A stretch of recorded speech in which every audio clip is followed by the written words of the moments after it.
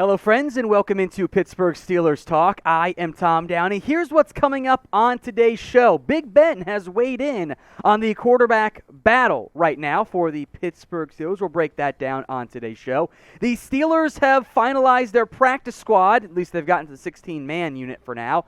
Also, some conversation on who will start opposite T.J. Watt, Alex Highsmith, or Malik. I'll break down all of that on today's show. But first, I am once again asking for you to share today's video. For those of you that don't know, I'm actually originally from Cincinnati, even though I live in Dallas right now.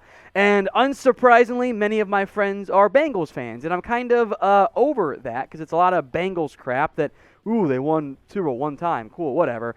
Share the video. Help me cleanse that timeline of Bengals stuff. Click the share button, select the Facebook icon, tag Chat Sports so I can actually go see them all, and use hashtag HereWeGo for bonus points. Then simply click post, help drown out that Bengals feed for me. All right, next up, does Big Ben, the longtime Steelers franchise quarterback, who does he think should start?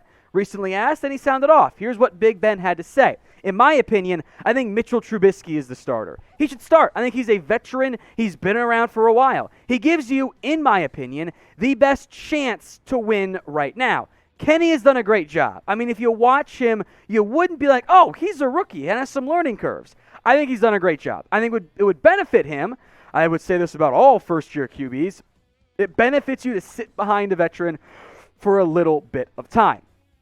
Now, Big Ben also had this to say on Trubisky. I just hope if he doesn't play well, that fans don't start booing and give him a chance. I wonder if that's a bit too much to ask for because we know at some point, whether it's week 1, week 5, week 8, week 15, week 17, week 18, we're going to see Kenny Pickett get a start. Either Pittsburgh is a shocking playoff contender and already clinched a playoff spot by then, or more likely they're not quite a playoff team. I would be surprised if at some point this year we didn't see Kenny Pickett. But I do think, despite Mike Tomlin not officially naming a starter, it is going to be Mitchell Trubisky. He was also named earlier today one of the Steelers' captains.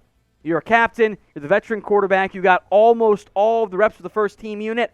I would be shocked, in a way I haven't been shocked in a long time in the NFL, if Trubisky wasn't the starter week 1, barring injury, of course. Now, I will apologize to the Mason Rudolph truthers on behalf of Big Ben because Rudolph was not mentioned at all, really, in that conversation by Big Ben, which isn't a huge surprise, right, for Rudolph not to be mentioned. He's clearly quarterback 3 right now, so that shouldn't come as a shocker at all for the Steelers, for Mason Rudolph, and for anyone watching. It's very clear that Rudolph is QB3, Pickett is QB2, and Mitchell Trubisky is quarterback 1. So with that in mind, the pinned comment on today's show. Who should start? KP for Kenny Pickett, MT for Mitchell Trubisky, or MR for Mason Rudolph? Let me know in the comments section who you want out there starting in week 1. If an ad break comes on YouTube, take advantage of it. Head down there and let me know. All right, the practice squad, which we partially broke down earlier last week, has now been finalized. Took Pittsburgh a couple extra days to get it done. They've done so right now. So we'll break it down one more time in depth for you guys here. Mark Gilbert, Anthony McFarland, Cody White, and Justin Rigg for the earlier signings. We, again, broke that down in depth, which you watch because you're all subscribed to us here at Pittsburgh Steelers Talk. Defensively, more in depth here, Rennell Wren, I like that pickup a lot. Carlos Davis, Hamilcutt Rashid Jr., some outside linebacker depth, and Elijah Riley, as Pittsburgh, compared to some other teams out there, really went after players who were not on their roster for the entirety, at least, of camp and the preseason. Chappelle Russell, the inside linebacker, plus 3 offensive linemen, William Dunkel, John LeGlue, and Ryan McCullum. Those were the initial names. Now we have the finalists here of the other 4. I really like the Jason Huntley pickup right there. Lions, put time with them. Some special teams value. He and McFarland kind of fill a similar role of they can be your return man, have some juice as well athletically. Delonte Scott offers more depth at outside linebacker. Andrew Adams has been a former starter in this league at safety, with DeMonte Casey, of course, a bit banged up. I like adding Adams. And Josh Jackson might be the biggest name name on this entire list. A former second-round pick, a longtime Green Bay Packer, never lived up to hope or expectations or the hype or anything after a pretty productive interception career for Iowa. I love that pickup as well. Is he a bust? Absolutely. Is he worth a practice squad spot? For sure. So overall, I like what Pittsburgh did across the board in terms of their practice squad, even without Chris Oladokun, who of course went to KC. Today's show is made possible by our sportsbook partner, BetUS. Head over to chatsports.com/bet and use the promo code you see right there. Steelers 125. Put down at least $100. They're going to give you an extra 125 for free. That is a fantastic betting deal. You're not going to find a better one, I promise you. Chatsports.com/bet. Promo code is Steelers125. The week 1 odds, which of course they'll ebb and flow throughout the week. The Bengals are a 7-point favorite. The over-under set at 44. So if you feel good one way or the other about Pittsburgh winning or covering or not winning or not covering, do it with our sportsbook partner, BetUS. Because of that 125% deposit bonus, if you get some picks wrong, some bets wrong, you still are literally playing with house money. Chatsports.com/bet, promo code Steelers125. And while we're talking Bengals Steelers, let me know who you got in the comments section. I'm hoping to see a hell of a lot of PITs in there for the Steelers, but you could offer your opinion one way or the other. CIN if you got the Bengals winning, PIT if you have the Steelers winning.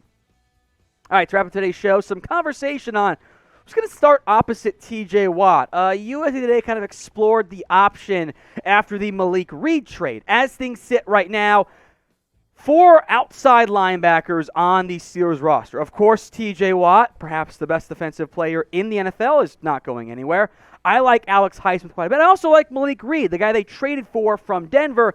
Then they claimed off of waivers a reunion of sorts, Jameer Jones, the former Steeler who was cut and then brought back and now is back again on the Steelers organization.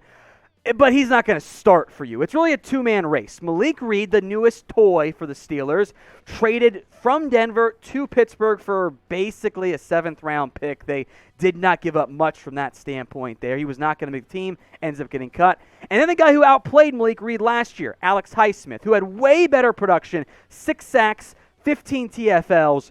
I am a big fan of what Highsmith can be. Even though this might be his last year for the team, you probably don't want to break the bank again on an edge, and even 6 to 8 sacks a year will get you paid quite a bit of money in the end. I'll give my answer in a minute, but first, pick a starting outside linebacker. AH for Alex Highsmith or MR for Malik Reed. Let me know who you would rather have on the Steelers roster, as outside linebacker too. Let me know in the comments section. I think it should be Alex Highsmith. I think he is one of the more underrated, unheralded, unknown outside linebackers, those pass rushers. I think by far Alex Highsmith should be your starter. Let Malik Reed be your edge 3. Think about it this way. If you were to trade away Alex Highsmith, I think that you would get a substantially better offer than what Denver took in exchange for Malik Reed. I think that's a clear sign of how the NFL feels about him and who's a better player right now. No disrespect meant towards Malik Reed. I think Pittsburgh should be thrilled he's there now as edge 3. But Alex Highsmith should still be your edge number 2. I think he's going to have another big-time year entering what could be his final year in Pittsburgh. Now, if you have not already, please hit that big red button and subscribe. Free YouTube videos every single day when you subscribe at youtube.com/SteelersTV.